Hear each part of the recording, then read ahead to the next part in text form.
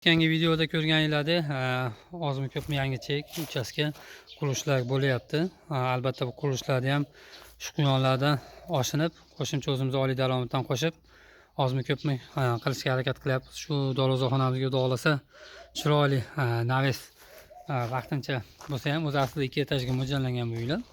Bu yilcha kuzda, qishda tomini yopib, временный bir skat bo'lsa ham tomini yopib turmoqchimiz. Sababi bu yerda tagiga mashina boshqa narsa kirganda yomg'ir tushmaydi.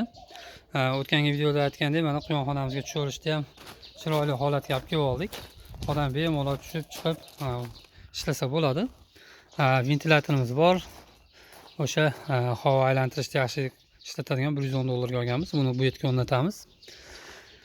Stejkaga огородlarimizni tayyor qilib qo'yganmiz. Xudo xolasa bu ishlarimizni tugatib oladigan bo'lsak, navbat shu orqa tomonida bir chiroyli qilib quyonxona qilamiz. Niyat, xudo xolasa yaxshi niyat. Nasib bo'lsa bu yil, bo'lmasa keyingi yil albatta tomini bir qator ochib turib, loy bosib, oldilariga g'ish urib, bir tomonga ventilyatsiya qo'yamiz, bir tomonga o'sha gofradan qo'yamiz. Havoda iqlimini saqlash uchun. Maqsadimiz albatta 100 bosh ena quyonga chiqarish. 100 bosh ena quyonga chiqarish uchun bizga 4 metrga 15 metr, 60 metrdan 60 metr kvadratdan oshiqroq joy kerak bo'lyapti.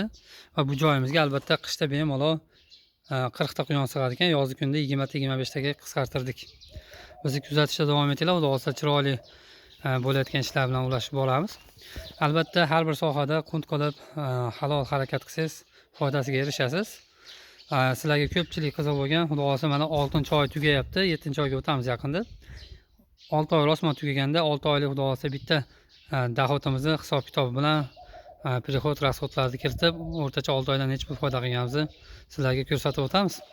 Bedalarimiz ham mana o'syapti, Allohga shukr. Qo'shimcha o'zimizdan chiqyapti. Quritib bog'lab olib qo'yapmiz. Nimaga? Qishga zaxira xudo xolasa. Albatta quyonga hashay kerak.